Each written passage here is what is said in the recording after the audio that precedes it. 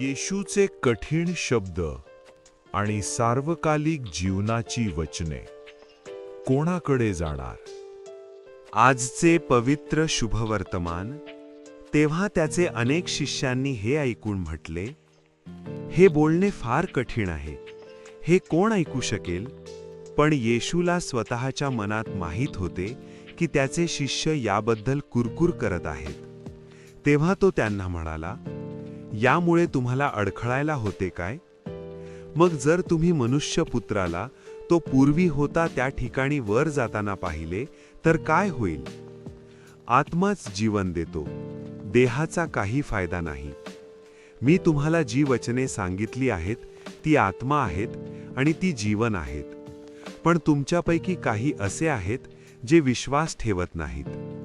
कारण येशूला सुरुवातीपासूनच माहीत होते की कोण विश्वास ठेवत नव्हते आणि कोण त्याचा विश्वासघात करणार होता. तो म्हणाला, याच कारणास्तव मी तुम्हाला सांगितले आहे की माझ्या पित्याने दिले नाही तर कोणीही माझ्याकडे येऊ शकत नाही. त्या दिवसापासून त्याचे अनेक शिष्य परत फिरले आणि यापुढे त्याच्याबरोबर चालले नाहीत.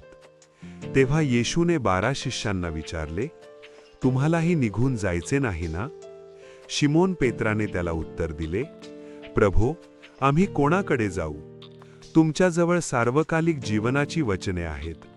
आम्ही विश्वास ठेवला आहे आणि आम्हाला खात्री आहे की तुम्हीच ख्रिस्त, जिवंत देवाचे पुत्र आहात. प्रभूचे वचन. मनन. आजच्या शुभवर्तमानात अनेक शिष्य येशूला सोडून जातात कारण त्याचे शब्द त्यांना फार कठीण वाटतात. येशूचे सत्य नेहमीच सोपे नसते.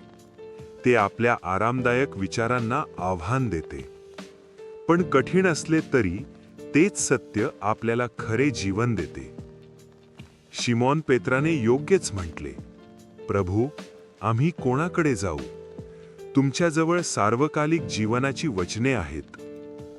पेत्राला खात्री होती की येशूशिवाय इतर कोणाकडेही शाश्वत जीवनाचा मार्ग नाही. अनेकदा आपल्या जीवनातही विश्वासाचे मार्ग कठीण वाटतात. तेव्हा येशूपासून दूर जाण्याऐवजी त्याच्याच वचनांना अधिक दृढपणे चिकटून राहूया. प्रार्थना करूया. प्रिय येशू, आजच्या शुभवर्तमानाप्रमाणे तुझ्या वचनांना स्वीकारणे कधी-कधी कठीण वाटते.